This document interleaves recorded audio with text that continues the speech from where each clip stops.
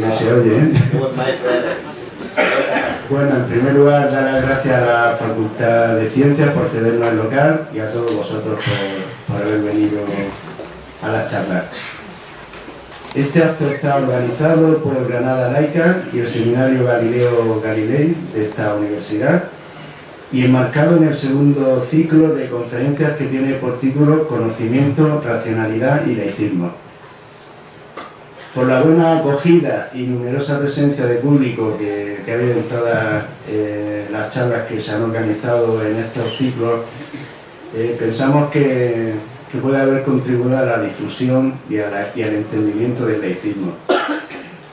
Como es habitual, volvemos a insistir en que es necesaria la colaboración de todos y todas las que estáis por aquí y los que habéis venido otras veces para que se pueda difundir el laicismo y que la población se dé cuenta de que es necesario un Estado laico para que haya una verdadera democracia. De la misma manera os invitamos a participar en las actividades que realizamos, una de ellas la que se está haciendo ahora mismo, que coincide con la campaña y la declaración del IRPF, en la que estamos poniendo mesas informativas y recogiendo firmas para que no se marque ninguna de las dos casillas mal llamadas solidarias, que es todo lo contrario. De esta manera hemos pensado en traer, para que no sea solo en los sitios puntuales donde ponemos las mesas, donde podamos distribuir unos folletos que se han editado, explicativos, de que ahora quien quiera de vosotros se puede llevar, ahí tenéis en la mesa unos montones, para simplemente buzonear en vuestros bloques de piso o sitios cercanos de trabajo, así, ¿no? Para que también pueda llegar a otros sitios. Bueno, las mesas estarán los martes, alternando con la Puerta de Hacienda y las distintas facultades, y todos los sábados en la Puerta de Correo en Puerta Real. Bueno, pues ahora hablamos de la conferencia que la va a impartir nuestra compañera Guadalupe Marín Calderón, que la conocemos seguramente muchos de vosotros cariñosamente como Lupe, y que es una conferencia que tiene un título que ha creado muchas expectativas, que el título es Drogas, mitos, magia, religión y ciencia, como podéis ver ahí. Bueno, dado que hoy en día los másteres se dan en diferido y simulados, pues yo creo que merece la pena comentar un poco toda la historia académica de Lupe y toda su vida que he dedicado a desentrañar como todo el mundo en la ciencia, cómo es la realidad que nos rodea, ¿no? Y voy a leer un poquito de ese currículum. Ha impartido clases como profesora de Botánica y Ecología Vegetal en el Departamento Interfacultativo de Botánica de la UGR. Ha ocupado los siguientes puestos docentes en la UGR: profesora ayudante, profesora adjunta interina y profesora titular. Jubilada desde septiembre de 2015, no obstante sigue impartiendo clases como profesora colaboradora extraordinaria en el aula permanente de formación abierta de la UGR y dirige el taller de senderos saludables micológicos para mayores de 50 años de la UGR. Aquí no hay nadie mayor de 50, o sea que no podría pintar. Cargos académicos docentes. Ha formado parte de los órganos representativos de la UGR a nivel departamental, de facultad y de claustro universitario, adquiriendo cargos académicos de responsabilidad en los órganos de gobierno de la UGR en varios mandatos de distintos rectores. Datos de investigación. Ha trabajado en las siguientes líneas de investigación: flora y vegetación, fitosociología está bien dicho, ¿no? Historia botánica, plantas medicinales, edafología, micología, Como resultado de sus trabajos de investigación tiene más de 100 publicaciones, destacando las siguientes. Contribución al estudio de la flora del medio granatensis. Aportaciones al conocimiento de las comunidades nitrófilas de los cultivos subtropicales de la provincia de Granada. Oye, ahí no es nada. Más cosas. Contribución al estudio de las comunidades rupícolas en Andalucía Oriental. Tipos de herbarios de Amo y Mora conservados en la Universidad de Granada. Luego te preguntaré por lo de Amo y Mora, ¿qué significa? Los botánicos españoles del siglo XX. Contribución al estudio de las plantas herborizadas por Simón de Rojas Clemente. Comunidades y tipos de suelo sobre el que se desarrolla la manzanilla, el tomillo, el té y la zajareña de Sierra Nevada. En edafología, factores formadores de los suelos del sector Salar-Alhama. Caracteres edafológicos de la Sierra de Loja y de la Sagra. En micología, desde 1994 hasta la actualidad, ha organizado y dirigido numerosas jornadas micológicas, conferencias, mesas redondas, etc., con el objetivo de responder a la necesidad de conservar y potenciar el entorno rural a través de los recursos naturales como los micológicos, como las setas y las trufas, apoyando iniciativas con los sectores de turismo y restauración, gastronomía micológica. El desarrollo de las comarcas más deprimidas de Andalucía Oriental tiene problemas comunes. La importancia del turismo rural en ellas puede ser un medio para potenciar su economía y evitar que la gente emigre, consiguiendo atraer un turismo prometedor. Y en la actualidad trabaja la publicación de una guía práctica y sencilla sobre los hongos y las setas. Bueno, pues aquí tenéis algún recogido.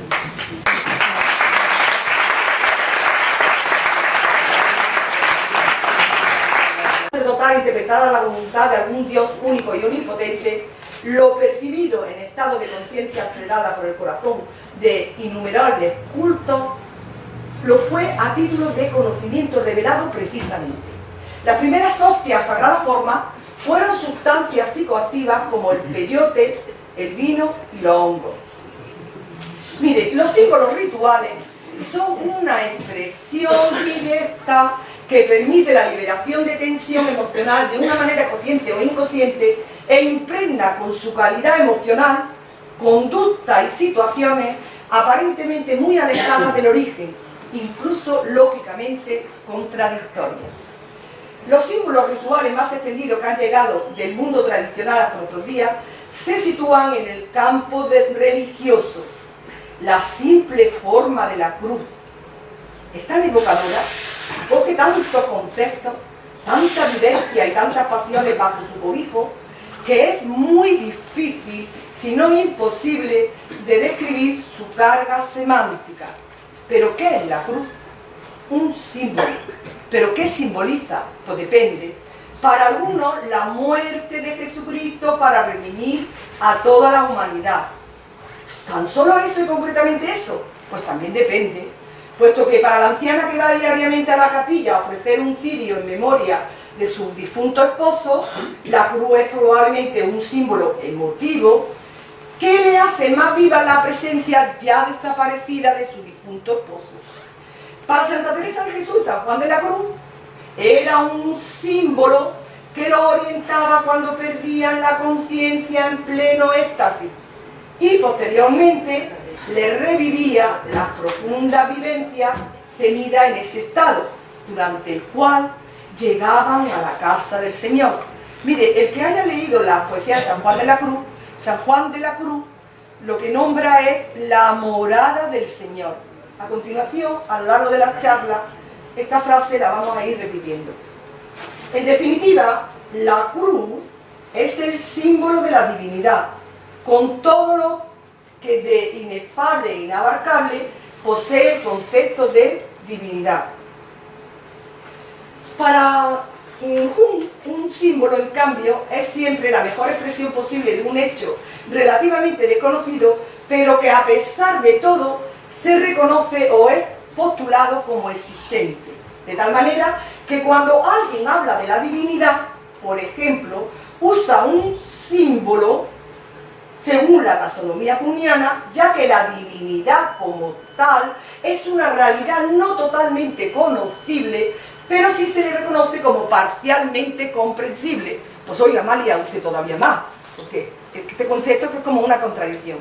Pero yo estoy segura que en la sala hay más de un filósofo, y seguro que en el coloquio nos lo podrá aclarar, seguro. Pero yo cuando oigo a los filósofos, en realidad, ellos como que se creen todo lo que dicen, ¿eh? Y después, pues como que yo me quedo también todavía más en la luna. Pero en fin, vamos a intentarlo entre todos, ¿vale? Bien. Mire, José María Fidelga, en su libro El hongo y la génesis de la cultura, cita a la seta Manita Muscaria, claro que bonita es, como Oropéndola loca, en traducción literal del catalán Oriol Font. La cita como una imagen mítica o que forma parte sustancial de un cosmos mítico, que encontramos constantemente relacionada con las dimensiones mágicas del mundo. Estos mitos, que soportan el paso del tiempo y los cambios culturales, han de ser forzosamente sustentados y favorecidos por hechos que surjan de una realidad objetiva o subjetiva, realidades históricas mitificadas o interpretaciones de vivencias internas.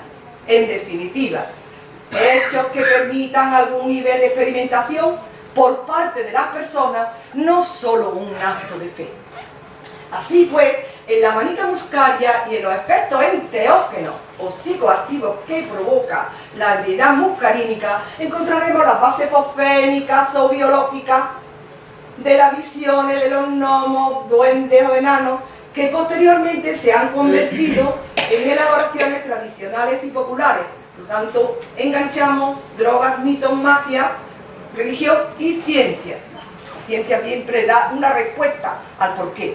¿Vale? Bien. Elaboraciones mentales que han tenido la relación con el mundo mágico, religioso, mítico, médico y económico, folclórico también. Mire, elaboraciones del pueblo que lo ha vivido suyo como una manera directa totalmente. Este mundo familiar, habitado por duendes, se halla tradicionalmente en los Países Bajos, la zona escandinava y también entre algunos pueblos siberianos. Asimismo, en Cataluña, Asturias, Navarra y el País Vasco, en todos estos países hay una cierta tradición de gnomos. Esta construcción mítica, pues, tiene su soporte objetivo o físico en el consumo consensuado, en este caso, que voy a explicar la Manita Muscaria de la Manita Muscaria, Oropéndola loca o falsa bronca. El mundo fantástico creado por la ingesta de la Manita Muscaria entra en la categoría de símbolos rituales, gnomos, duendes, gigantes y enanos. De acuerdo con la obra de Turner, se lo aconsejo también, es un antropólogo de gran agudeza intelectual, todos los símbolos rituales dominantes tienen dos sentidos claramente distinguibles. Por una parte, hay un conjunto de significata normativa, se refiere a principios de organización social, pero por otra parte también hay una significata de conjuntos sensoriales y afectivos, que son usualmente fenómenos y procesos naturales y fisiológicos. Mire, la Manita Muscaria es uno de los símbolos de condensación y el efecto enteógeno que produce es la clave de todo un mundo ritual de condensación.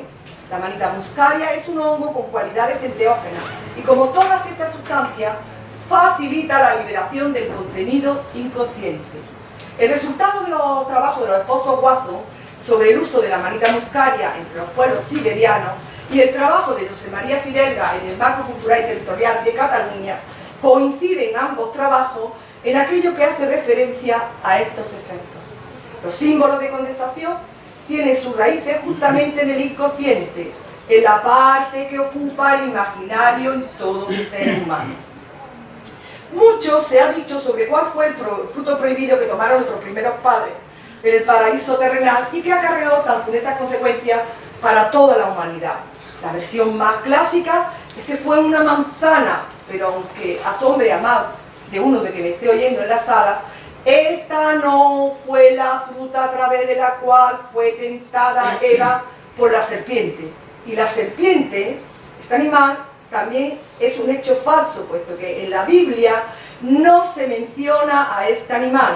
En el Génesis 3:6 se habla de un árbol tabú, que no se debe tocar ni comer de él. A pesar de todo, Eva tomó su fruto, comió y se lo dio también y participó Adán. De tal manera que se abrieron los ojos de ambos y se pusieron en contacto con los dioses. Fijaros, el paraíso perdido, por probar una planta, está en los comienzos de la primera mitología escrita.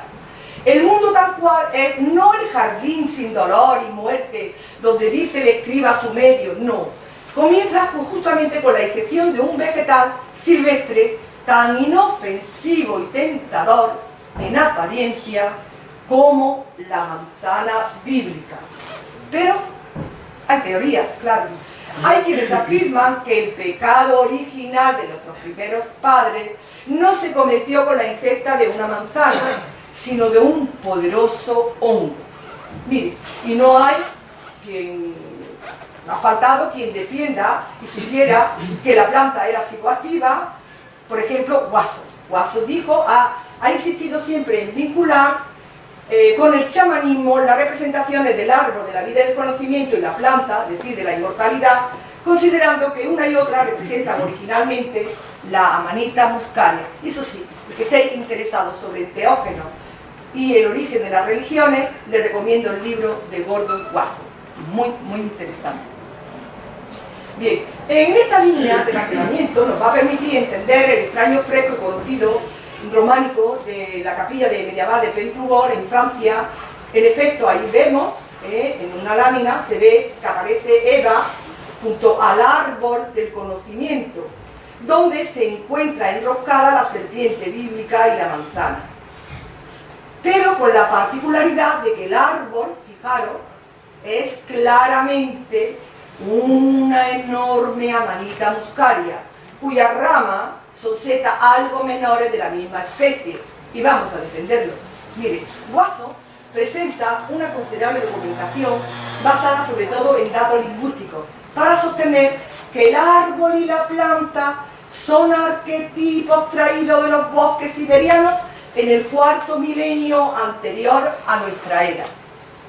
En el segundo milenio antes de nuestra era cristiana, en el marco de la India antigua, lo que hoy día es Afganistán y el Valle del Indo, es aquello que aparece en los primeros textos sánscritos con una mínima alteración fonética en la religión iraní anterior al primer zoroastrismo. Examinando lo que se refiere a este asunto, entraremos directamente en lo específico de la actitud india ante la alteración de la conciencia con fármacos, la cuestión del soma. ¿Ustedes han leído el libro Mundo Feliz de Aldous Huxley? Pues, y que después ha hecho una película, pues toma referencia de todo esto, ¿vale? Mira, ahora bien, ¿qué significa esta palabra? La primera respuesta es que soma constituye el tercer dios del panteón védico, al que se le dedican los 120 himnos del libro noveno del Rig Veda, pero nada distingue a esa deidad de la planta y del brebaje preparado a partir de ella. En los himnos védicos, redactados hace 3000 años, no parece ser tan ajeno a un vehículo específico. Dice, hemos bebido soma, nos hemos hecho inmortales, llegados a la luz, hemos hallado a los dioses. Claro, hallar a los dioses es una expresión fuerte que lo vamos a repetir a través de las charlas en otros lugares. Debemos entenderla como una metáfora apoyada sobre un simbolismo ritualista que en definitiva destaca los poderes de cierta fe. Pues oiga, Santa Teresa de Jesús, no, Santa Teresa de Jesús, San Juan de la Cruz, pues podríamos encuadrarnos con ella, ¿vale? Bien, debemos entenderla como tal. Ahí queda. Se recordará que la excursión psíquica o viaje estático del chamán tenía como núcleo, tras el episodio inicial de vuelo mágico, una experiencia de muerte y renacimiento. Soma era al mismo tiempo un dios, una planta y el jugo de esta planta. Soma era el punto focal de la religión védica. Mire, la definición del Rig Veda de la preparación del soma decía una planta seca, sin hojas, sin raíces, sin flores, a la cual se le añade agua para henchirla de nuevo. ¿Qué sugiere ciertamente? Hongos secos.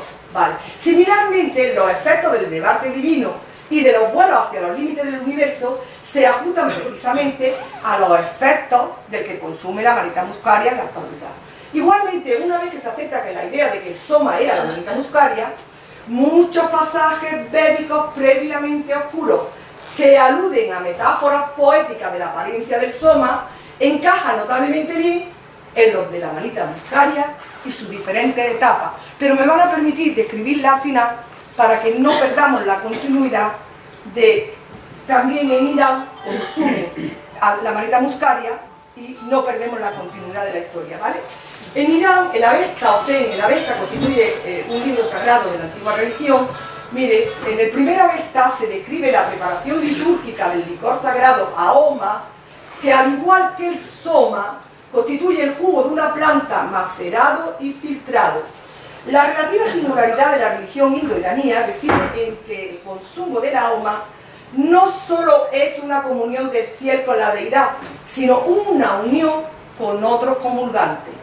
La tesis de que soma y Ahoma tenían como ingrediente fundamental la manita muscaria encuentra refuerzos indirectos en la referencia a una orina de la ebriedad manejada por los sacerdotes.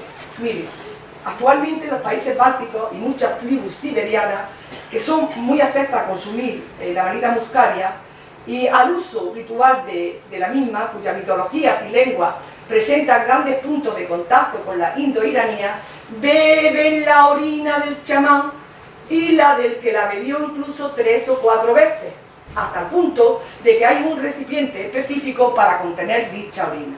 Evidentemente, las razones de esta costumbre son que los principios psicoactivos llegan intactos a la orina a través del riñón, o sea, y que también por otro lado las manitas no abundan todo cuanto a esos grupos desearían, siendo su posesión un signo de riqueza. Dadas tales circunstancias, algunos solo pueden procurarse una comunión haciendo beber grandes cantidades de agua a quienes tuvieron el privilegio de recibir el enteógeno por uno u otro medio.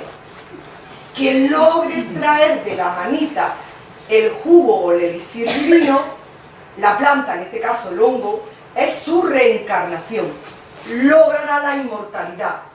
Como Ahoma debe ser triturado y también muerto, es a la vez la víctima expiatoria del sacramento. ¿Recordáis cuando iniciamos la conferencia? De tal manera que justamente por eso el yajna zoroístrico presenta rasgos precursores de la Eucaristía cristiana. No debemos olvidarnos que la técnica sacrificial estaba en manos de una élite religiosa, los llamados magas o magos, y que se conservó como tradición esotérica. La manita muscaria es sin duda el primer hongo mágico, es esta sin duda la más popular de todas las setas, la más conocida. La tesis de los hongos mágicos se encuentra en el origen de ciertas formas de espiritualidades. Los chamanes, los elegidos, los iniciados, del Asia septentrional y de regiones extremas de Siberia, son muy afectos a la manita muscaria. Ingerían e ingieren estos hongos psicoactivos, con los que experimentaban y experimentan viajes fuera de su cuerpo y hacia otros mundos, así como encuentros con seres espirituales. ¿Y qué pasa en la actualidad, por ejemplo, con esta seta, con la manita muscaria? Mire, los europeos no han olvidado por completo los singulares efectos de este hongo. Tanto los austriacos como los alemanes se refieren a él como el hongo de los incautos, o bien el hongo enloquecedor. Este hongo, esta seta, fructifica desde finales de verano a finales de otoño y desaparece con las primeras heladas. La ecología especialmente es muy común, va asociada a pinares, sobre todo a pinos. Claro, si hablo de pinares, coníferas, pues los pinos principalmente, pero también puede ir a caducifolio formando simbiosis muy correcta, como abedulares y aliedos. En la provincia de Granada no es muy frecuente encontrarla, entre otras cosas porque digamos que nuestros sistemas ecológicamente dominan más nuestras encinares que los pinares, para empezar. Y por otro lado, cuando hemos ido a buscarla concretamente en la provincia de Granada, no nos la hemos encontrado dentro del pinar, en el bosque, en el centro del bosque, no. La hemos encontrado en la orla, lo que es en el borde del pinar, concretamente donde están las jaras, los jarales. ¿Por qué? Porque prefiere ecológicamente a suelos ácidos. Los jarales, sabéis que la jara, los cistus, en este caso los cistus, la larife y el laurifolio, van a terreno ácido. También les tengo que decir, me voy a adelantar y se lo voy a decir, que la cantidad de concentración de principios psicoactivos que contiene la Amanita muscaria varía en función de la latitud geográficamente. Es decir, que en Siberia, en Austria, en el centro de Europa, tenemos que los componentes psicoactivos tienen más proporción que la muscarina, que no tiene ninguna acción psicoactiva para nada. Entonces, claro, al ir bajando, tenemos al contrario que en nuestras latitudes, concretamente en Granada, pues apenas sí tienen los principios psicoactivos del ácido iboténico, mucimol y la muscazona, y sin embargo la proporción de muscarina es un poquito más elevado que la de los otros países. Luego hay que tener mucho cuidado con esto, porque se podemos encontrar con consecuencias negativas que no era lo que pretendían cuando van a buscarla para consumirla, ¿vale? Hablaré otro poquito más de esto para quedarlos más claros todavía. Bien, es una seta con un supercilio inicialmente semiesférico y más tarde aplanado, que puede alcanzar desde 8 a 20 metros de diámetro. La cutícula, fijaros, presenta un bonito color rojo escarlata brillante, preciosa, salpicada de abundantes placas camosas blancas, que proceden del velo general. Mirad, el velo general envuelve al joven carpóforo, al primordio, a la seta, cuando es joven, y cuando crece lo rompe y puede dejar restos, como en este caso las escamas tan típicas de la seta de los enanitos del bosque, y también puede dejar, en este caso lo tiene, replegarse en la base del pie, y en este caso está formando unos anillos con centros o collares que se llaman volva. Esta volva no forma una pieza única, una bolsa, sino que está, lo veis aquí, dividida formando anillos o collares. Fijaros, también tiene aquí otro anillo, pero este anillo no procede del velo general, procede de un velo parcial que cuando la joven carpóforo primordio protege a la parte fértil, que es el himenio, que en este caso está formado por laminillas finas libres de color blanco, que es donde van las esporas. Cuando lo rompe, se repliega y queda este anillo. Fijaros, ¿ustedes creen que pueden confundir esa seta si van al campo y la buscan? Imposible de confundirla, ¿verdad? Es la típica de todas las que nos han puesto en los libros del encantamiento de los enanitos del bosque y tal y que cual. Pues hay alguien que las ha confundido. ¿Por qué? Yo lo digo. Mira, no se debe de ir nunca a buscar setas cuando se está lloviendo. ¿Por qué? Mira, el agua arrastra las escamas y desaparece. Y el color de la cutícula va desde un amarillo a un naranja. No lo tenemos aquí la Amanita cesárea. Está en Huelva, está Cádiz, pero hay que decirlo que han ido a buscarla y se han encontrado con el problema de que no era la Amanita muscaria, sino la Amanita. ¿De acuerdo? ¿De acuerdo o no? ¿Vale? Mirad, y también se puede también seguir diciendo más. La volva aquí es una gran bolsa, no está formando anillo. Y encima el himenio no es de color blanco, es de color amarillo.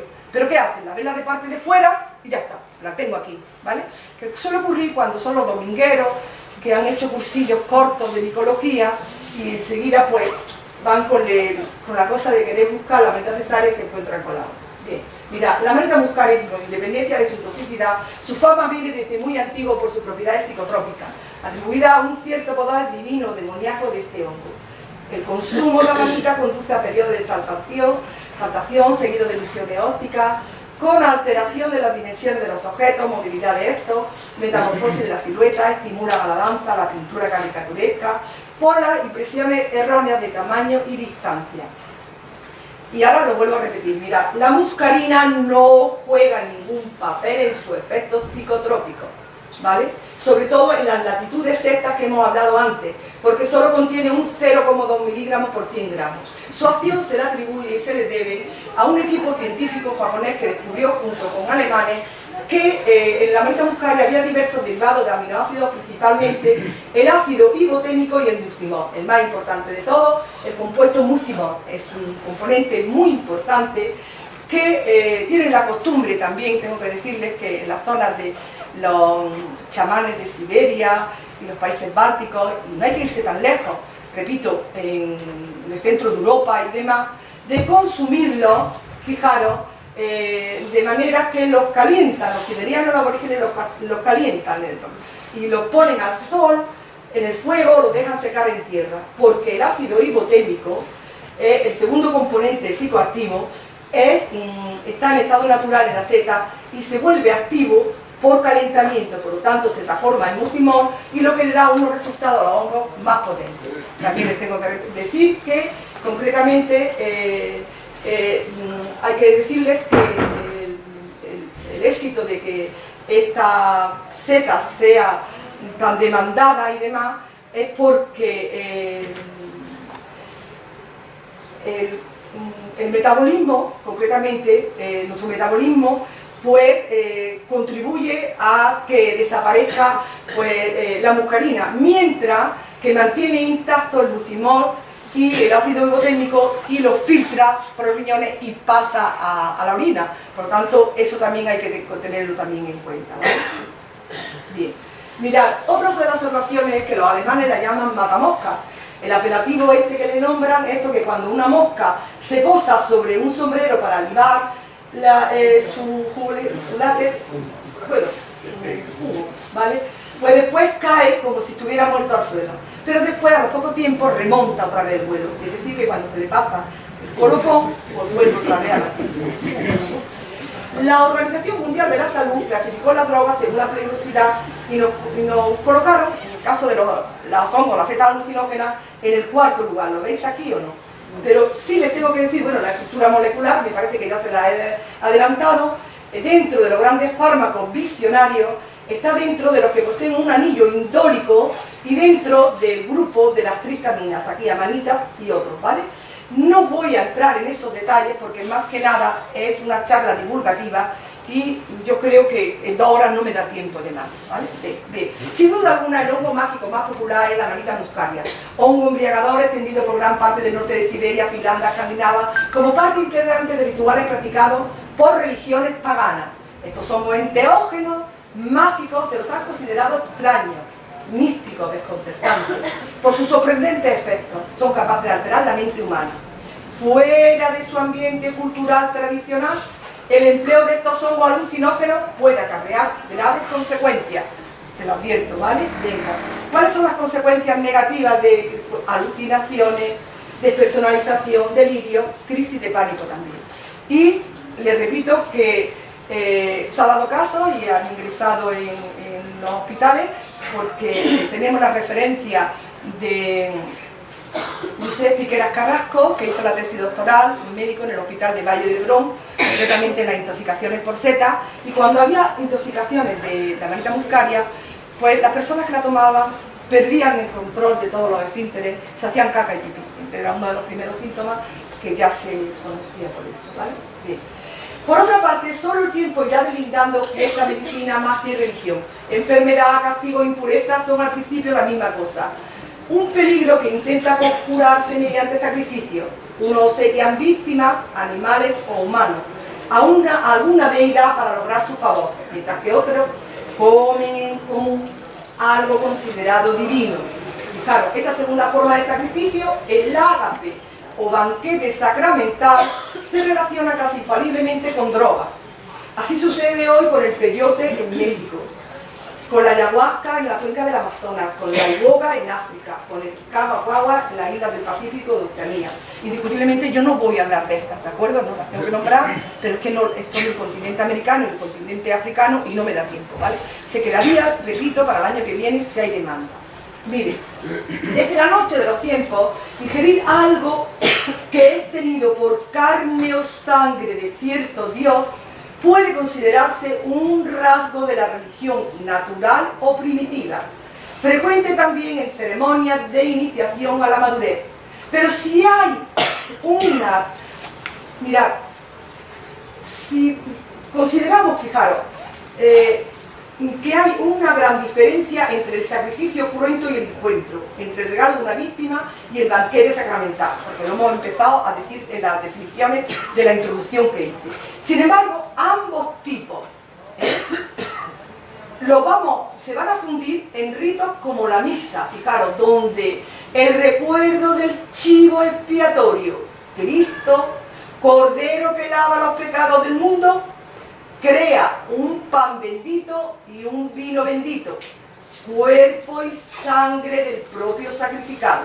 Fijaros, cuando introduje la charla, mirad, muy notable resulta que la palabra griega para droga sea fármaco, y que fármacos, cambiando solo la letra final y el acento, signifique chivo expiatorio.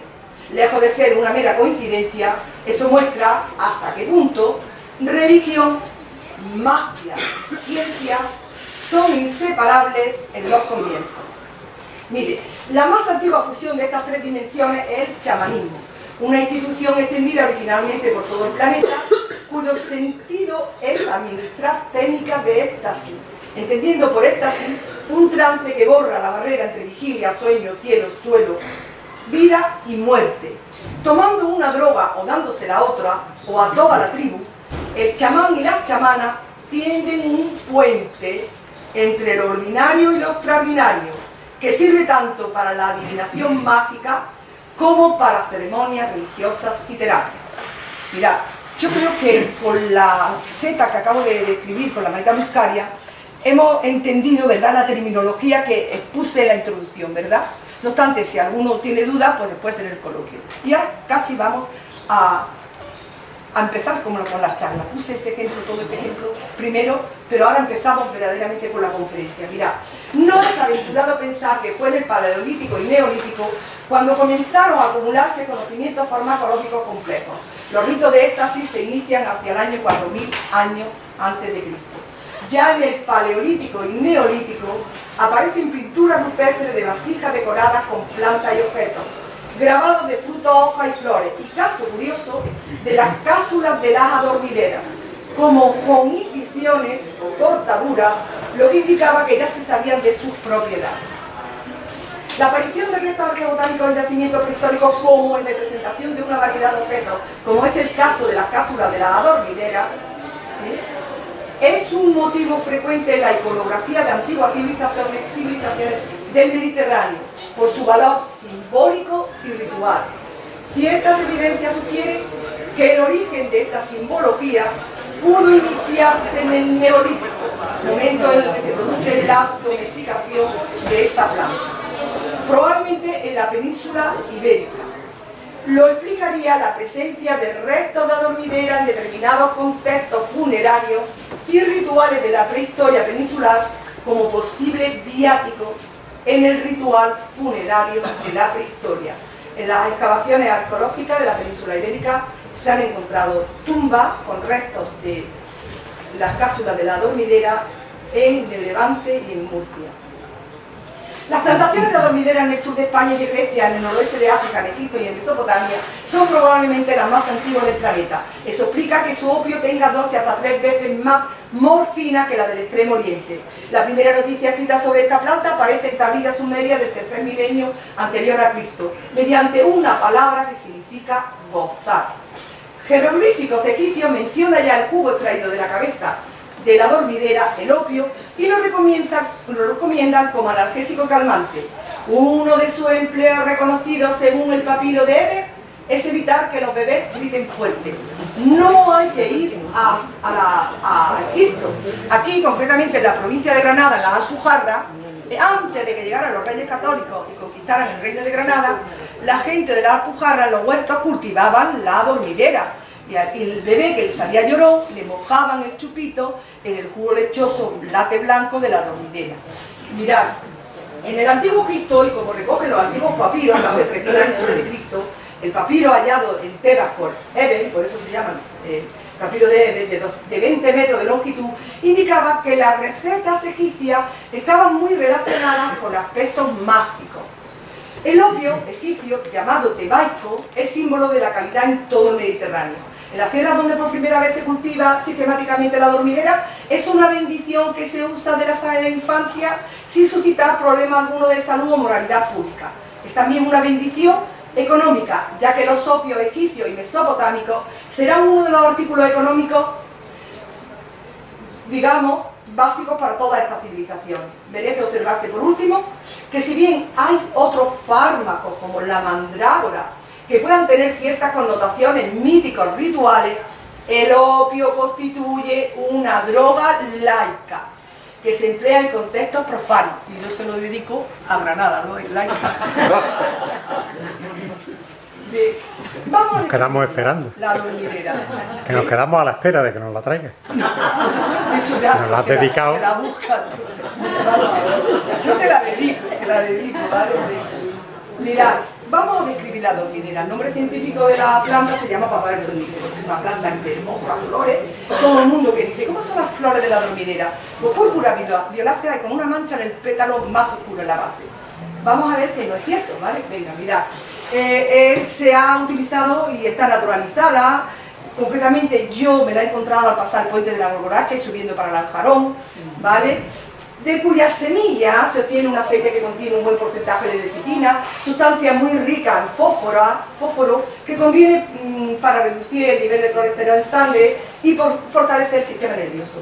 El aceite de adormidera se halla exento de alcaloides estupefacientes y por lo tanto se puede emplear como aceite culinario de gran valor dietético y también se usa su semilla en repostería. Tenemos una tesis doctoral en el Departamento de Botánica sobre etnobotánica, ¿de acuerdo? Y ahí reflejamos todo lo que en esa comarca pues hacían a través de la etnobotánica, de las voces de los antepasados, de los bisabuelos, de los abuelos, etcétera, cómo usaban las plantas y de esta manera utilizaban a la dormidera también. Mirad, sí les puedo decir que precisamente el verdadero interés que radica no son estos que acabo de comentar antes, sino radica el interés en el contenido de los alcaloides de su látex. El látex contiene pues cerca de 30 diferentes alcaloides, unos de estructura fenantrénica, morfina, codeína, tebaína y otros derivados isoquinoleínicos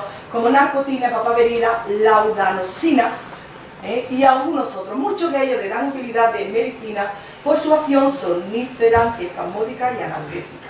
Mira, esta es la amapola, mirad qué bonita es. Si no le pongo anteriormente la otra, dirá, pues usted dirá misa, pero esta no es de color púrpura violácea, esta no es la amapola. La dormidera, perdón, sí que lo es. Entonces, cuando se le pregunta a los alumnos, ¿cómo podrían ustedes distinguir cuál es el carácter botánico para clasificar la dormidera, la papavero sonífera? Pues dice, rápidamente, pues la cápsula. ¿Y por qué la cápsula?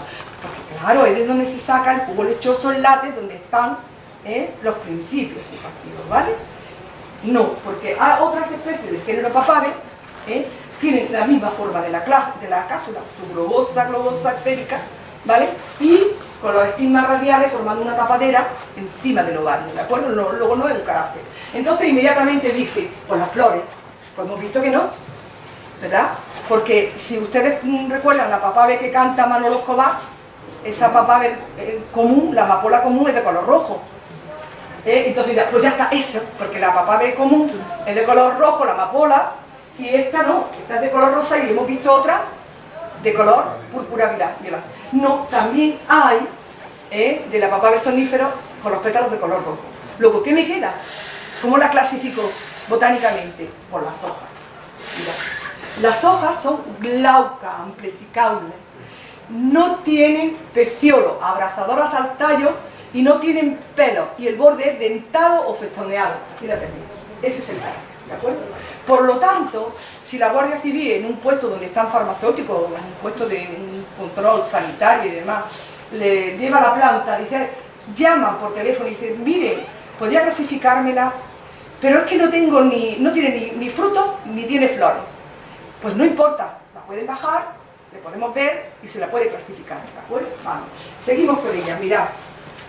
Es una planta herbácea, pero puede alcanzar más de 1 metro, ¿Vale? Y aquí se ve muy bien cómo abrazan al tallo la hoja y los dientecitos del borde. Miren, aquí todavía se ve mucho mejor cómo abraza el tallo. Las flores son grandes, solitarias, vistosas y varían de color, luego no un carácter de blanco. La fotografía está hecha en las costas de Motril, al rosado, púrpura, amonatado y frecuentemente lleva una mancha basal más oscura.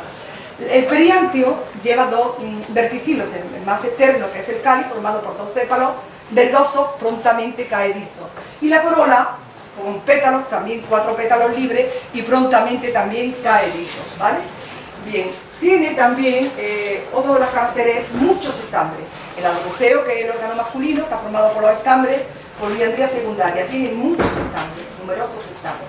Aquí se ve el capullo de la flor, que está constituido por el cáliz, que está formado por 2 sépalos que se le caen. Mirad, aquí se están abriendo los 2 sépalos y se ve la mancha de color azul del pétalo en la base.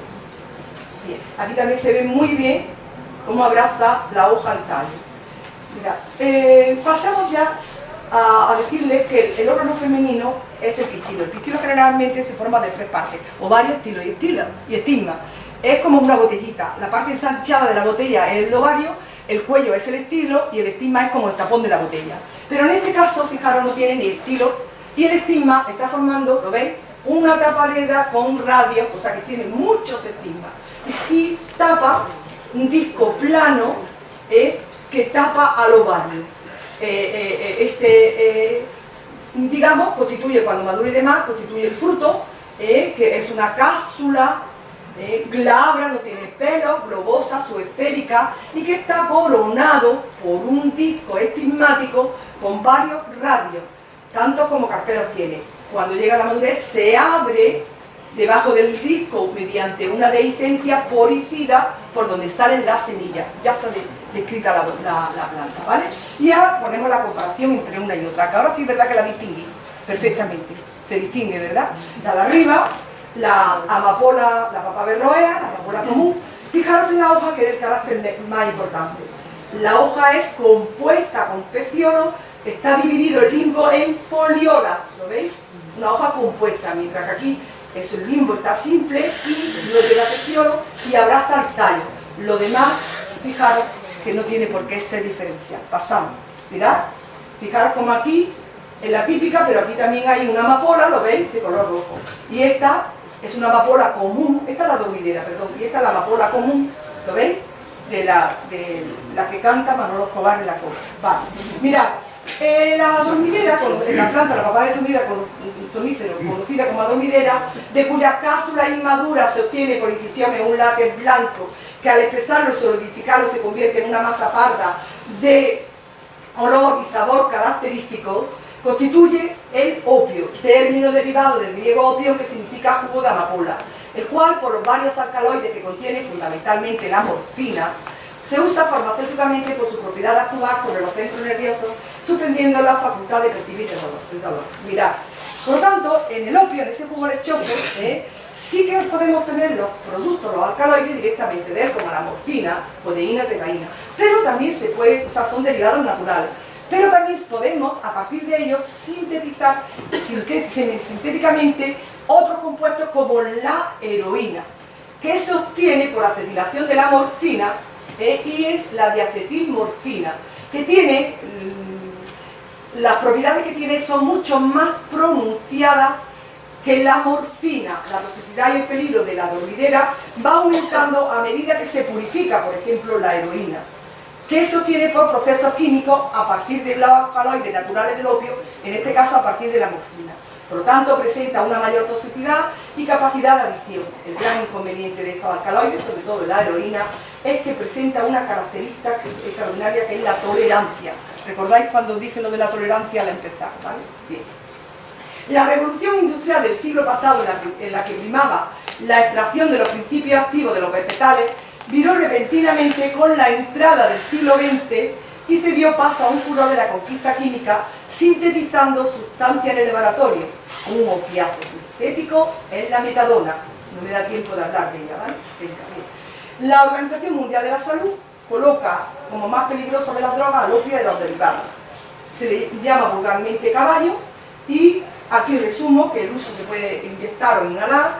La heroína, indiscutiblemente los efectos de la abstinencia son muy desagradables, se conoce con el nombre de mono, y una de las características muy importantes de ella es que tiene una fuerte tolerancia. No puedo hablar más, ¿vale? Mirad, sí les puedo decir que empezamos ahora a hablar de China y de la India, ¿vale? Porque no me puedo detener más en lo otro. Si alguien quiere hablar concretamente de la heroína o de alguno de estos, pues que lo hable en el coloquio. Los primeros informes médicos, aparte de Asiria y Egipto, proceden de la China y de la India. Si el cultivo de la dormidera parece originario de Europa y Asia Menor, el del cáñamo se remite a China.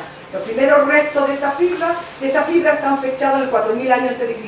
y se han encontrado allí y un milenio más tarde en el Turquestán. Inmemorial es también el empleo del cáñamo en la India. Y vamos a hablar un poco de China. Mire, diversos registros arqueológicos apoya la idea de que en el valle del río Amarillo, en el norte de China, hacia el año 4000 a.C. ya se había desarrollado el cultivo del arroz. En efecto, aunque el alcohol propiamente dicho es un hallazgo de los alquimistas europeos a final de la Alta Edad Media, los chinos fueron pioneros en procedimientos imperfectos de destilación y es posible que ya desde el siglo VIII a.C. obtuvieran aguardientes de baja graduación a partir de la cerveza de arroz. De tal manera que en el Extremo Oriente se utiliza esta propiedad fermentativa de ciertos hongos que vulgarmente se llaman moho y se corresponden con la especie de Rhizopus sinensis y Rhizopus oryzae, y se obtiene el alcohol de arroz que se llama chum chum. Mire, sin embargo, China fue el primer estado que trató de prohibir el consumo de aguardiente mediante sucesivas y abortadas reformas. Esta tendencia volvió a manifestarse con la total prohibición a finales del siglo XVII y finalmente en la ilegalización del opio que se produce un siglo más tarde. Pero no sucedió algo análogo con otros fármacos, por ejemplo con las fibras de cáñamo. El Pen Shaoqing, que es un tratado de medicina del siglo I, asevera que tomado en exceso hace ver monstruos y si se usa durante mucho tiempo puede comunicar con los espíritus y aligerar el cuerpo. Por lo demás, la sustancia es recomendada, el cáñamo es recomendado, al igual que las daturas y el beleño para diversos tratamientos. Estas dos no se las recomendaría que las usaran. Mire, en la península ibérica la experiencia humana con marihuana y hachís se remonta a tiempo inmemorial. La religión védica arcaica veneró la planta denominándola fuente de felicidad y de vida. Las tradiciones brahmánicas posteriores consideran que su uso agiliza la mente, otorga salud y concede valor. El budismo vio en ella un auxiliar para la meditación trascendental. Luego esta es aquí en el libro está una droga enteógena. En Irán, del mismo modo que también en la India, el cáñamo tuvo una amplia difusión como droga. Desde su consumo ceremonial da cuenta una considerable variedad de objetos como incensarios, pipas descubiertos en la tumba. En su crónica de la guerra médica, Heródoto describe con cierto detalle una especie de sauna de grandes trozos de cáñamo sobre piedras calentadas.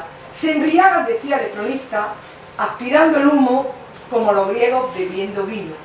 No está claro si se trataba de rituales religiosos o ceremonias profanas, por lo cual parece más sensato admitir ambas. Mirad, y ahora sí es verdad que cuando se le dice a los alumnos, porque el cáñamo es el nombre vulgar de la cannabis sativa, de la planta cannabis sativa, que describan la planta y cómo la determina, todos la conocen por la hoja, efectivamente.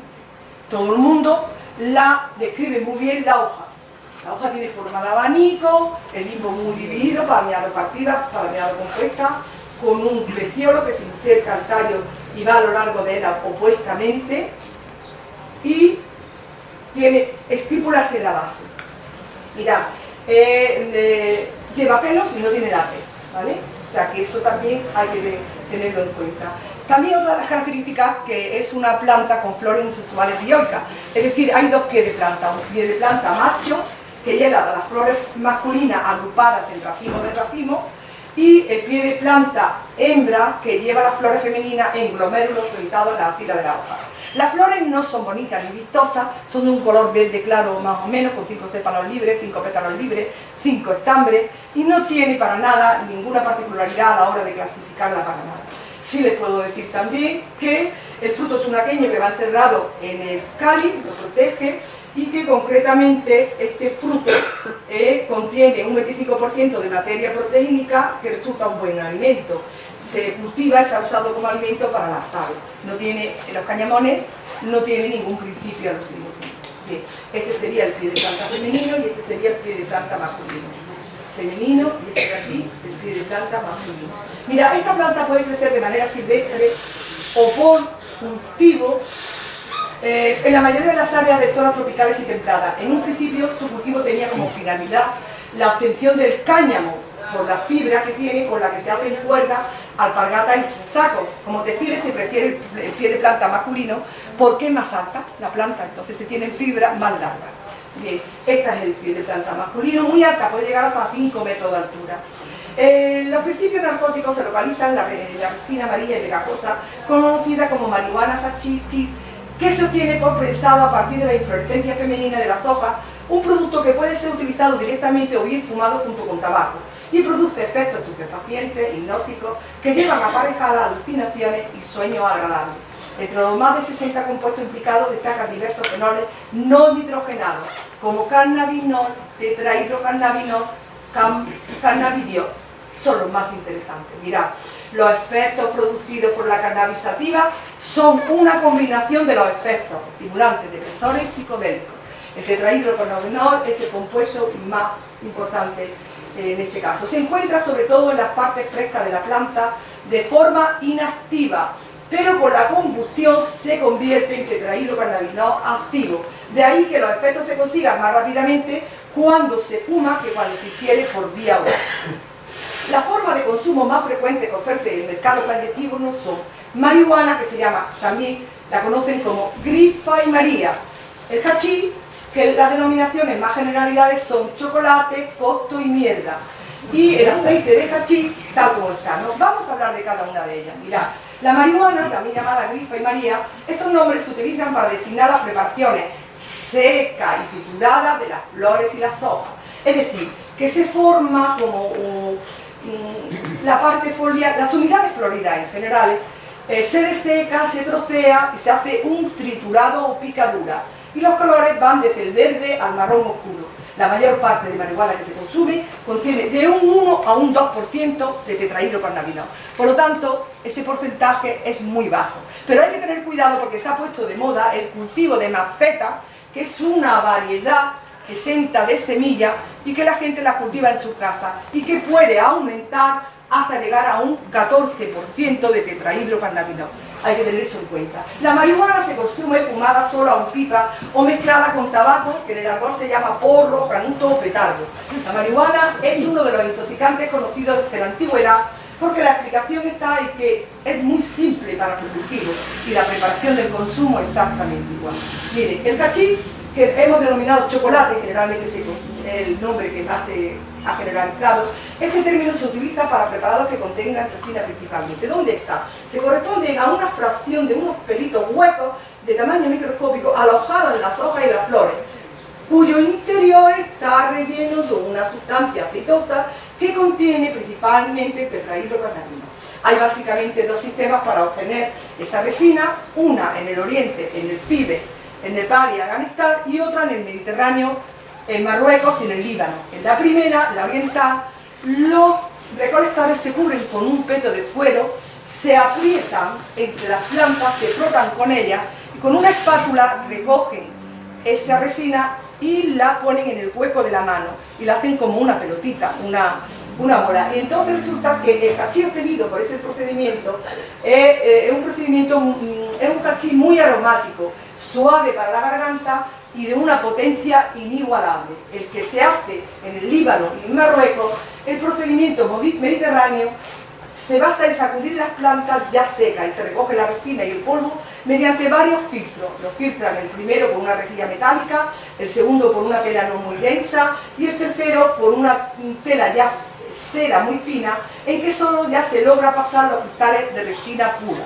De tal manera que este último producto, que se ennegrece inmediatamente en contacto con el aire, con el contacto con el exterior, es una pasta gomosa que se llama 00 y constituye un hachís también de extraordinaria calidad. Mirad, el resultado es un polvo untuoso al tacto y colorido que va desde el amarillo limón hasta el verde oscuro marrón. Es frecuentemente prensado formando pastillas, tabletas, tacos o paquetes y de consistencia dura que será protegido por papel de celofán o de estaño. El contenido tetrahidrocannabinol puede llegar hasta un 11%, es decir, 5 veces más activo que la marihuana o la grifa. El hachís se consume normalmente inhalando en unas pipas especiales, pero también las pueden hacer con papel de plata y también se puede fumar mezclado con tabaco rubio principalmente. Y en cuanto al aceite de hachís, se prepara mediante la destilación de la planta con disolvente orgánico. De esta manera, el producto así obtenido tiene un porcentaje de tetrahidrocannabinol que puede alcanzar hasta el 65%. Este aceite de hachís se consume impregnando el papel exterior del cigarro con gotas de este producto, de tal manera que el cigarrito, en lo que es el cigarro, la parte de la cubierta del cigarro, es el que se impregna de la resina y seguidamente se fuma. Todas las preparaciones y presentaciones se fuman, pero también pueden ser ingeridas por vía oral. Se ha puesto de moda los caramelos. Bien, y se obtienen efectos menos intensos, pero más duraderos. Miren, dado que el tetrahidrocannabinol no es soluble en agua, es difícil de preparar soluciones inyectables en consumidores habituales. Es una práctica desconocida. Mirad, se le llama al hachís, se le llama también el nombre vulgar hierba. Y yo le voy a poner el ejemplo, aquí el resumen, digamos, en el caso de la marihuana. Mirad, dependencia psíquica de ligera a moderada, dependencia física de ligera a nula. Y la tolerancia, fijaros, algunas dosis altas, como no tiene dosis alta, que es un 1, un 2%, no tiene tolerancia, ¿de acuerdo? Vale. Bien. El uso recreativo del cannabis es ilegal en la mayor parte del mundo. Sin embargo, su uso médico es legal en algunos países como Canadá, Chile, Colombia, Austria, República Checa, Finlandia, Alemania, Israel, Italia, Holanda, Portugal y España. A estos países hay que añadirle últimamente, a partir del año 2017, México y Argentina. En Estados Unidos la ley federal prohíbe completamente el uso de la marihuana, pero hay ciertos estados en que hay distritos de cannabis medicinal en donde el hecho de poseer marihuana no siempre es castigado, y siempre y cuando siga las reglas de venta de marihuana dentro del estado. De tal manera que a partir del año 2010 existe en Estados Unidos plantaciones autorizadas para producir cannabis de uso medicinal para pacientes. Y eso sí es verdad que está ahí muy controlado. Mirad, la cannabis medicinal, de sus preparados, se obtienen los principios activos principalmente de los cannabidiol, y se utiliza como terapia para tratar algunas enfermedades o aliviar determinados síntomas. Mirad, nosotros también tenemos una tesis doctoral que la hizo pues un profesor de Marruecos que está trabajando en la Universidad de Rabat, y concretamente lo que no cura el cáncer, ojo, lo que ayuda a la terapia de los pacientes con quimioterapia, concretamente para evitarle los vómitos y las náuseas, reduce la inapetencia, pero también se trata contra las personas que padecen ciertos dolores y espasmos musculares, y sobre todo también para los que han adquirido la enfermedad infecciosa del SIDA con el virus de la inmunodeficiencia humana, ¿vale? Sí les tengo que decir que de esto, que las personas que estén interesadas en las terapias con marihuana deben de consultar a un profesional de la salud antes de usar la marihuana para tratar los síntomas de cualquier enfermedad. Las plantas productoras de alcohol, concretamente son muy numerosas, y tenemos referencia al vino en la Biblia hebrea. La Biblia describe el país de los israelitas como muy rico y muy fértil, en tierra del trigo, de la cebada y de las viñas. En Israel, tras el diluvio, el primer hombre que empieza la repoblación de la tierra se topa con una droga, y Noé, el cultivador, comenzó plantando la viña. Habiendo bebido del vino, se embriagó y se desnudó en el interior de su casa. Esto es tomado de Génesis. La siguiente noticia de interés en la Biblia es una exigencia de sobriedad para los sacerdotes levitas, aunque restringida a su acto de servicio como tales y no aplicable a su vida privada. Yahvé habló a Aarón y le dijo: cuando vengáis al tabernáculo no bebáis vino ni bebidas análogas, no sea que muráis. Es una ley perpetua para vuestros descendientes. Sin embargo, el vino es celebrado en el hermoso Salmo 104, que canta casi dionisíacamente los esplendores del mundo. No acerca a la deidad, y no es por lo tanto un enteógeno, pero puede inspirar una alegría que el espíritu judío considera deseable y hasta educada, siendo signo de sabiduría. Sin embargo, ni la severidad de algunos profetas ni el rechazo del paganismo deben de inducir a creer que el vino haya sido objeto de peyoración en la cultura judía, donde hasta el día de hoy intervienen en todas las ocasiones de señalada importancia social, desde la circuncisión del niño, la celebración del sábado, las fiestas y los matrimonios, hasta el ágape por las almas de los difuntos. En cualquier caso, el apoyo de la cultura judía al vino es un factor destacado para entender su posterior entronización cristiana como sangre divina. La Biblia hebrea es pobre en referencias a otros fármacos. Hay algunas menciones a la mandrágora, reputada planta de la fecundidad, y quizás con alguna connotación de afrodisíaca. Esta, la mandrágora, la explicaré después.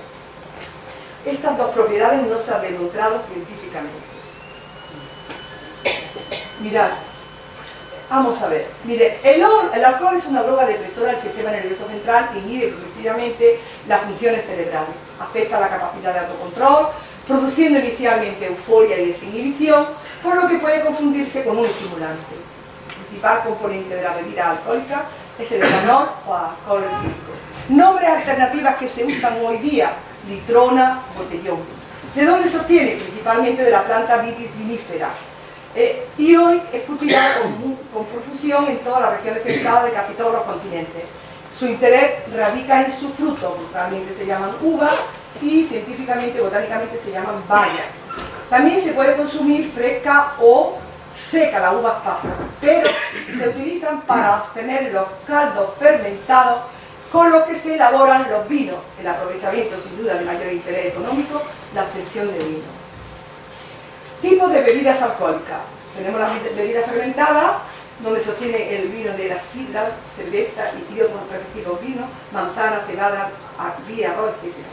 Bebidas artificiales son aquellas que se elaboran mediante la mezcla del alcohol con otros elementos, que pueden ser sustancias aromáticas y demás. Tenemos los emilicionderos, la que constituyen los licores y anisados, que pueden tener hasta grados de 40 a 65 gramos. Bebidas destiladas, que son las que se obtienen mediante el proceso de destilación de la bebida fermentada. Su concentración puede aumentar hasta 98 grados. ¿Cuáles son, por ejemplo, estas bebidas? Ginebra, ron, coñac, whisky. En relación con las bebidas alcohólicas debemos de tener en cuenta el grado alcohólico y el grado de alcoholemia, que no es lo mismo. Mira, el primero, el grado alcohólico, es el porcentaje de alcohol que contiene una bebida. Así, una bebida de 15 grados de alcohol contiene un 15% de alcohol. ¿Cuáles son las graduaciones alcohólicas de las bebidas más conocidas? Pues la sidra tiene de 2 a 8 grados aproximadamente, la cerveza de 4 a 9, el vino de 10 a 12, la quina de 14 a 17, el whisky, la ginebra y el licor ionizado de 40 a 65. Se calcula que la cantidad de alcohol puro que puede producir daño al hígado es de 0,06 gramos por kilo de peso y día. O sea, aproximadamente, si se toman 5 cañas de cerveza, una persona que tenga aproximadamente 70 kilos. ¿Y cuál es el grado de alcoholemia? Se mide por los gramos de alcohol por litro en sangre. Por ejemplo, de 0,5 gramos a 0,8 gramos, o sea que equivale a 3/4 de litro de vino, los efectos más aparentes son conducción eufórica, tiempos de reacción más lentos. Para el que bebe 1,25 litros de vino, la embriaguez es ligera, conducción peligrosa, penada por la ley. Si bebe 2 litros de vino, la embriaguez es neta, camina inseguro y conducción sumamente peligrosa. El que bebe 3 litros de vino, la embriaguez es profunda, conducción imposible. Y el que bebe más de 3 litros de vino, coma y riesgo de muerte. Mirad, la dependencia física conlleva el fenómeno de tolerancia y el síndrome de abstinencia. Al principio las manifestaciones son de carácter leve, más adelante aparece el insomnio y más tarde aparece el delirium tremens, que puede oscilar entre un periodo de 5 a 15 años. Consecuencias negativas: adicción, conducta agresiva y violenta, síndrome de abstinencia, el delirium tremens. Fijaros, el síndrome de abstinencia, que habíamos hablado que los opiáceos se llama vulgarmente mono, no es tan grave como el delirium tremens, que es el síndrome de abstinencia del que bebe alcohol. A estos hay que ingresarlos por frecuencia. Sin embargo, a un junkie, a una persona que consume lo que es la heroína y demás, puede ingresar en un centro donde le den la correspondiente terapia de ansiolíticos y demás, y muchas bebidas y muchas infusiones, y no es tan grave, fijaros, como el síndrome de abstinencia del alcohol. Mirad, el alcoholismo es una enfermedad que produce dependencia. El alcohólico es una persona que sufre una intoxicación crónica, es decir, que la ha contraído ingiriendo bebidas alcohólicas durante años. El borracho es una persona que se ha embriagado en un episodio de intoxicación aguda, Un alcohólico puede no haberse emborrachado nunca, y un borracho no tiene por qué ser alcohólico, ¿vale? Bien. Entramos en la Grecia antigua. Mirad cómo vais, ¿estáis cansados? ¿Seguro? ¿Vale? Porque es que no sé si me he embalado hablando muy rápido, pero es que cuando hablo rápido es porque se entiende muy bien lo que voy hablando, ¿verdad? Sí. Qué remedio, qué... Venga, pues seguimos. Mirad, ya casi, porque estoy controlando con el reloj. Ya. No, yo la verdad es que si hablo rápido no es ni más ni menos porque entiendo que hay cosas que a lo mejor, por ejemplo, me he detenido en las descripciones de la seta, de la papada del somnífero, de la cannabis sativa, y de la cual no voy a describir los viñedos. Sigo. Venga, mirad, la historia del herborismo en Egipto y de Mesopotamia se expande hacia los países del Mediterráneo oriental, por ejemplo, en Persia y en Armenia y hacia la antigua Grecia. Al igual que los sumerios y los egipcios, los griegos creían que los dioses fueron los primeros herboristas y habían enseñado al hombre el arte de la magia.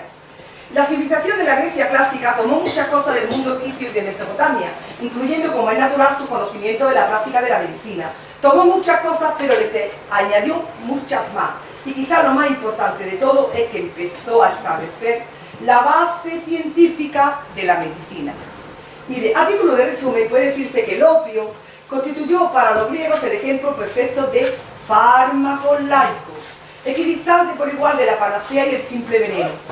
Lo emplean todas las escuelas médicas y a partir del ocaso político de Atenas es el medicamento más estudiado en la cuenca mediterránea. Mirad, una cosa que llama la atención. Es interesante que Tracia fuese celebrado como descubridor de un eutanásico dulce, capaz de inducir una muerte fácil y no dolorosa. ¿Vale? Yo creo que con esto no lo voy a repetir porque hemos hablado de los buenos. Mira, pero sí voy a hablar del LSD. De esto sí, mira, se sugiere que ciertos hongos podrían haber intervenido en las iniciaciones de distintos misterios paganos y especialmente de los celebrados en el Eleusis, cerca de Atenas. El quiqueón era una pócima bebida elaborada con agua de trigo o de cebada. Mira, el quiqueón era el responsable de la sobrecogedora experiencia que suponía el misterioso culto. Hoy, Elesina es el principal centro religioso de Grecia, era depositaria del misterio eleusino. Bien. El ritual que comprendía estos misterios se hacían en dos grupos de ceremonias. Había una ceremonia pequeña, de pequeños misterios que eran celebrados en primavera y que consistían en ayuno y purificaciones y le explicaban a los peregrinos algo. Pero el misterio mayor, el que se celebraba en otoño, cuyo momento culminante consistía en la ceremonia iniciática nocturna, donde los peregrinos eran conducidos a la cámara más interna y recibían la pócima o el quiqueón, de la cual solo se sabía que contenía agua con harina y menta. Mirad, nada ha podido llegar a saberse lo que acontecía en esa ceremonia nocturna. Los aspirantes a iniciación juraban por su vida guardar absoluto secreto el detalle de la experiencia y así lo hicieron. La celosa custodia del secreto y la falta de cualquier testimonio cobra su auténtico relieve, recordando que acudieron en calidad de peregrinos al Eleusis hombres como Platón, Aristóteles, Píndaro, Sófocles y Cicerón, por no mencionar a emperadores como Adriano o Marco Aurelio, individuos todos de indiscutible sobriedad y penetración intelectual, nada propensos a dejarse engañar por embaucadores y supersticiones. ¿Vale? Entonces, ¿qué pasaba allí? No se trataba de una religión como lo sería el judaísmo, el brahmanismo, el cristianismo o el islam. No. Lo allí impartido se ofreció una sola vez en la vida de cada persona y los peregrinos esperaban lustros y décadas para incorporarse al grupo, que sería iniciado cada año. Los sacerdotes, miembros de una sola familia, permanecían en santuarios sin mantener ningún tipo de relación ulterior con los iniciados. No había credo ni por lo mismo dogma alguno. No había organización administrativa del culto fuera de las ceremonias bianuales. Nadie era invitado o obligado a iniciarse. Sin embargo, durante 1,5 años acudieron reyes y cortesanas, comerciantes y poetas, esclavos y gente de toda posición y procedencia. Pues, ¿qué pasaba? Vamos a ver. En la base del rito había una promesa de inmortalidad, aunque no de tipo ético como la cristiana, ingreso en los cielos o los infiernos, de acuerdo con la conducta exhibida en la vida terrenal, no, sino dentro de un marco que apunta más bien a una modalidad de muerte y renacimiento místico. Fijaros, paralelo al prometido en el Soma Ahoma indo-iraní. El cristianismo y otras religiones de seguimiento enseñan a creer en la inmortalidad con argumentos lógicos, o no, o pretendidamente tales, pero ante todo gracias al esfuerzo de una fe que cree en cosas no percibidas. Algo así, desde luego, es imposible en un rito que comienza y termina en pocas horas, sin renovación ulterior de ninguna especie. Todo apunta, pues, a una experiencia tan breve como intensa, donde, según Píndaro, el aspirante a iniciación era introducido al término y al comienzo de la vida a morir y renacer, purificando así su concepto de lo real. Nadie discute que el piqueón contenía cuando menos harina y menta molida, y nadie discute tampoco que el símbolo de estos misterios era una espiga de cereal. Hay una rica iconografía y varios textos en tal sentido. Uno de los más claros es el de Hipólito. Según los frigios, Dios es una espiga tierna de cereal. Pero miren, ¿acaso en una espiga y simple harina puede hallarse un fármaco de gran potencia visionaria? Pues sí. Mirad, todo lo relacionado con este culto era misterioso hasta que Hoffmann descubrió que los cereales estaban parasitados por un hongo, el cornezuelo del centeno. Hoffmann descubrió y llevó al descubrimiento del LSD. Mirad, desde entonces sabemos que el cornezuelo contiene una mezcla de alcaloides extraordinariamente variable de acuerdo con las condiciones geográficas. Unos, como la erguina, que es la amida del ácido lisérgico, son muy visionarios y de escasa toxicidad. Otros, como la glutamina y la ergotosina, constituyen venenos. No obstante, se dan las circunstancias que los alcaloides menos tóxicos, o sea, los que tienen propiedades alucinógenas, psicoactivas, son hidrosolubles, mientras sucede lo contrario con los venenosos, de tal manera que bastaría que los hierofantes y lucinos, los sacerdotes, tomasen gavillas de cereal atacadas por el hongo, las pasaran por agua y tiraran luego los espigas. Este simple bautizo bastaría para retener las sustancias enteogénicas en el líquido que, una vez dosificada, podría utilizarse para las ceremonias iniciáticas. Mirad, el conocido alucinógeno, el LSD, no se encuentra en el cornezuelo del centeno, en el clavicie purpúrea directamente, no. Se puede sintetizar fácilmente a partir del ácido lisérgico que sí se encuentra en los esclerocios del cornezuelo del centeno. El esclerocio es esta forma de resistencia que presenta el hongo en una fase de su vida, ¿de acuerdo? Esa es. La dietilamida del ácido lisérgico, obtenida del ácido lisérgico por síntesis parcial, es la droga LSD-25, que es un potente y específico psicomimético.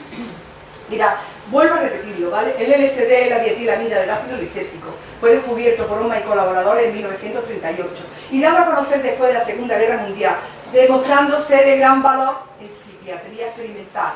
Pero debido a los abusos que se cometieron por esta droga en los años 60, solo pueden obtenerla los investigadores científicos cualificados.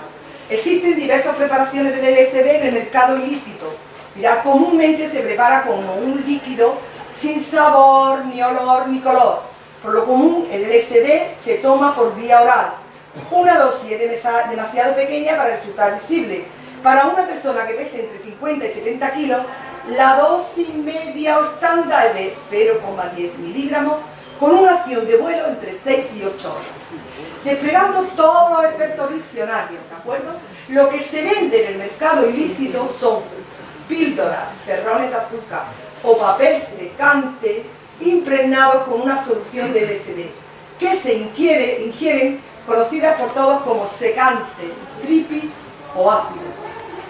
Cuando comenzaron las dificultades para obtener el LSD puro, importantes sectores de la juventud sí, decidieron sustituirlo por cereales salvajes, cizaña y otras variedades de pasto, que están también parasitados por el hongo, por la ergina, que la ergina es la amida del ácido lisérgico, que también tiene propiedades alucinógenas, pero menos potentes.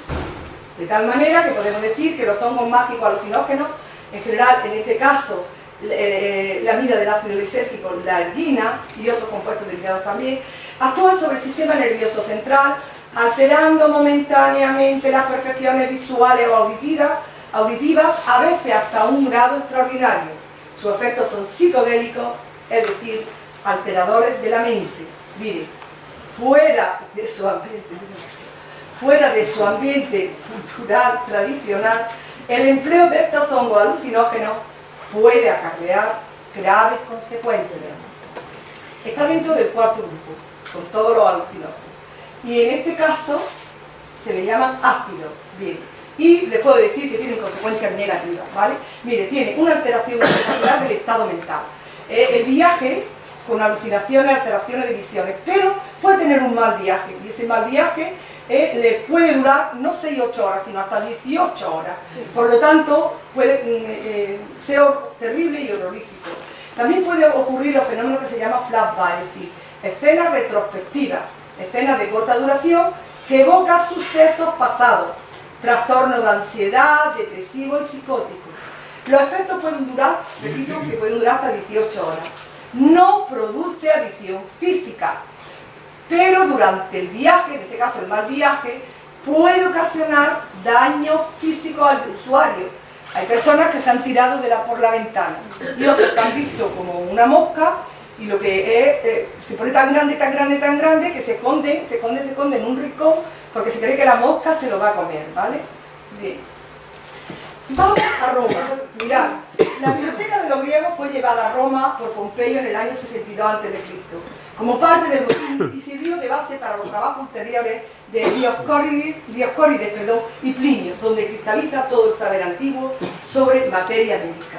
Se dice que Roma exportó derecho e importó espíritu. El criterio romano sobre drogas se calca del griego. Las plantas fundamentales con mucho en Roma son la vid y la dormidera. El fármaco obtenido de la dormidera fue empleada para terapia agónica y como eutanásico. Los primeros análisis sobre botánica terapéutica se corresponden con Dioscórides. Mirad, también les puedo decir que, por último, no repito lo de la adormidera otra vez, pero sí les digo que, por último, en la difusión del fármaco, de los derivados de los opiáceos, no solo cuentan su uso como sedante, hipnótico, analgésico y demás aplicaciones prácticas para entre quienes deseen vivir, sino su virtud como sustancia que ayuda a abandonar ese deseo de vivir cuando resulta inadecuado a las condiciones reales de la existencia. Por lo tanto, banal, pero en algunos aspectos el espíritu romano contempla con serena grandeza las ventajas de una mort tempestiva. Más todavía, la eutanasia constituye un deber ético del enfermo y de quienes le rodean. Los fármacos de los celtas, la Europa occidental, y ya estoy terminando, estoy ya casi en la recta final, lo digo para que no desesperéis, podéis moveros, ¿vale? Venga, mirad. El pueblo celta hablaba una lengua indoeuropea.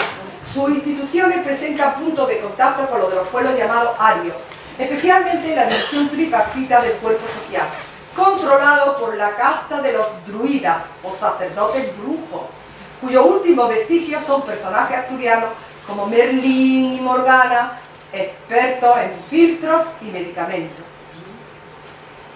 Mirad, no parece haber duda razonable sobre la relación de los celtas con las plantas solanáceas psicoactivas, plantas inmemorialmente conectadas con el brujo y su oficio.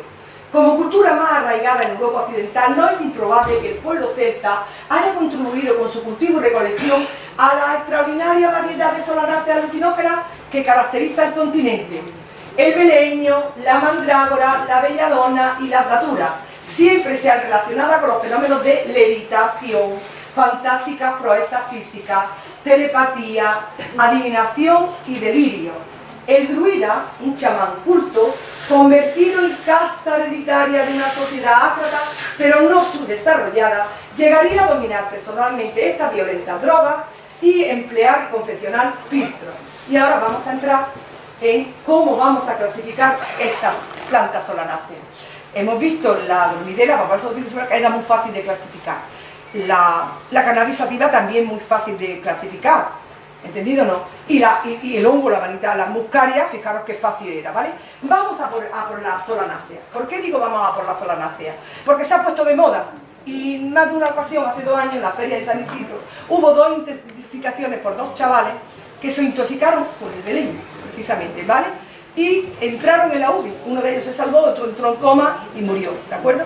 Como no está legalizadas, como no está controlada legalmente, pues todo el campo, o sea, que últimamente le han dado a la gente ahora por consumirla y hay que tener mucho cuidado con ella. Mira, ¿cómo la vamos a distinguir? Pues no se crean que es tan difícil. Mira, cuando clasificamos las plantas que nos fijamos en ellas, hemos dicho flores y frutos, ¿verdad? Pues vamos a por ellas. Vamos a distinguir estas 4 que son las que más se manejan, que es el beleño, la mandrágora, la tropa y la datura, por las flores. Mirad, las flores en el primer caso, en el beleño, van agrupadas a un solo lado del tallo, y se va encorvando el tallo hacia abajo como la cola de un escorpión. De ahí que se llame la inflorescencia escorpioidea, ¿vale? La mandrágora no tiene tallo, es una planta acaule, ¿entendido? Todo sale a raíz del suelo, de la superficie. Quiere decir que las inflorescencias y las hojas y todo son muy fáciles de distinguir porque sale a ras de tierra, ¿de acuerdo o no? Bien, la tropa y la datura. Fijaros, las flores salen a ambos lados del tallo. Entonces, bueno, las flores estas son más pequeñitas, pétalos soldados y sépalos soldados, y estas son más tubulosas y más alargadas. Bueno, ahí no me atrevería yo.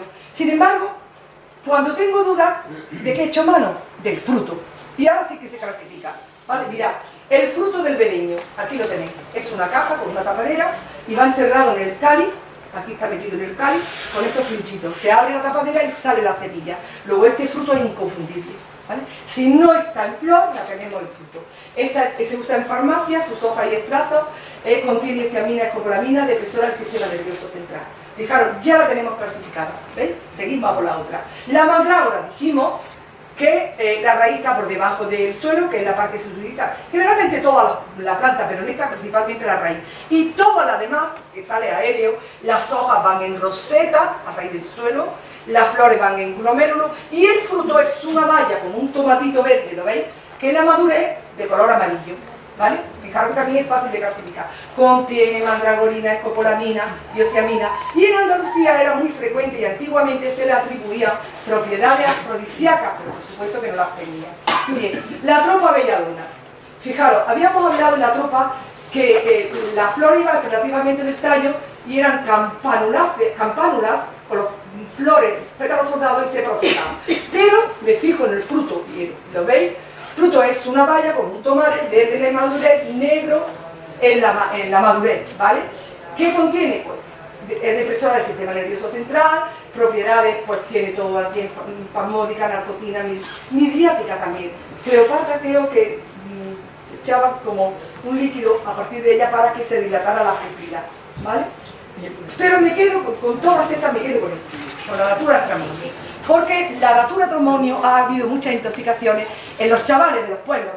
Porque ¿dónde está? Porque es un frecuente en la planta nitrófila en los cultivos de verano, en los cortijos, al lado de mi casa, concretamente yendo con el perro para andar. Las plantas en las que presento las diapositivas en clase son de las que yo he tomado, de cerca de mi casa. Bien, las flores se identifican muy bien. Cáliz con pétalos soldados, con tubo largo, corola con pétalos soldados, tubo largo y terminado en estos ganchitos. Pero el fruto es que no se la puedo ya. Cápsula espinosa que se abre en 4 valvas y deja salir la semilla que tiene forma de riñón. Bien. Es una planta de interés farmacéutico por ser rica en alcaloides, daturina, histamina, copolamina, con predominio de la daturina. Considerando las farmacopeas, la parte usualmente empleada son en general toda la planta, pero lo más son las unidades floridas de la hoja.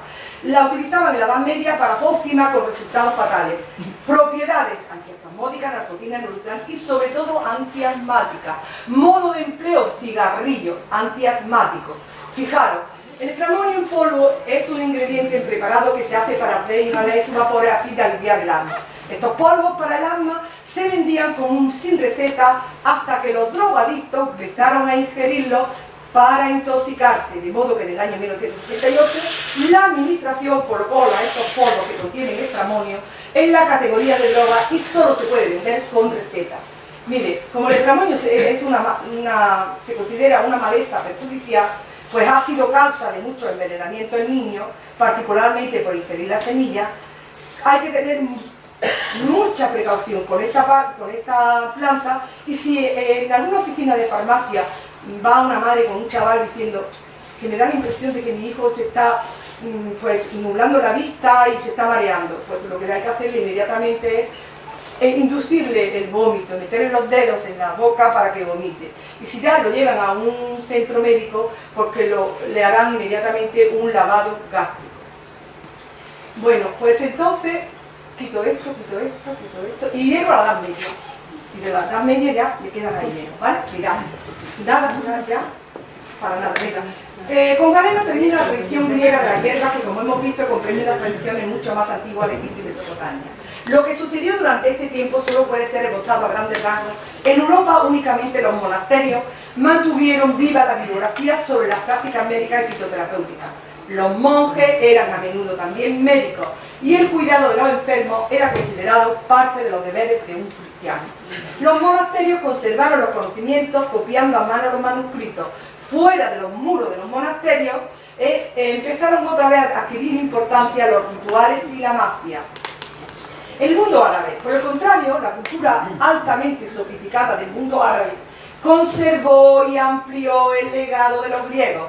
Por el año 900 después de Cristo, o poco después, todas las obras médicas griegas que se conocían habían sido traducidas en los grandes centros culturales de Bagdad, Damasco y el Cairo. Mire, estos conocimientos se extendieron junto a los ejércitos árabes por todo el norte de África y hasta España, que en el siglo VIII estaba casi toda bajo el dominio musulmán. Los mayores médicos de este imperio árabe estudiaron la obra de los médicos griegos y también lo que un estudioso de la España medieval ha denominado la herencia botánica y farmacológica de todo el Oriente. Los árabes fueron quienes por primera vez separaron la medicina de la farmacia. Mire, desde su comienzo hasta el siglo XIII, la religión predicada por Mahoma, el Islam, constituye el factor dinámico de la historia mundial, influida reconocidamente por el judaísmo y en menor medida por el mensaje evangélico. Sus relaciones con la cristiandad terminarán de agriarse a partir de las cruzadas a Tierra Santa, empresa muy acorde con los demás ideales vigentes en el medievo europeo. Como tal monoteísmo, el Islam penetra en un terreno de intimidad subjetiva evitado siempre por las religiones paganas, permitiéndose pontificar sobre alimentos, horarios y drogas. Antes de inclinarse hacia fundamentalismo, cuando cabe decir del Islam, es que consideró estupefaciente la bebida alcohólica, prefiriendo otras drogas como el opio, el cáñamo y el café.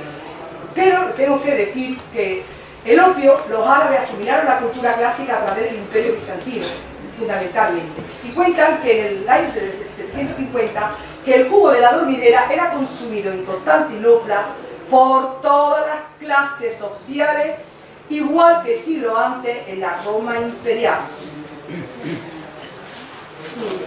El cáñamo, efectivamente, aunque el origen fue, habíamos dicho, en el centro de, se cultiva, en China era el primero el cáñamo, sin embargo, se cultiva profusamente en el Rif, Marruecos, y tenemos que decirle que constituye un punto de contacto entre los árabes y las poblaciones de esos territorios. Sin embargo, fijaros lo que digo, salvo en órdenes místicas ligadas al sufismo, El cáñamo no tuvo ninguna connotación religiosa en el mundo árabe, al revés de lo que pasó con el budismo y con el hinduismo. El Islam es una fe monoteísta, demasiado perfecta para admitir instituciones de comunión, y ningún fármaco puede ortodoxamente servir de vehículo místico.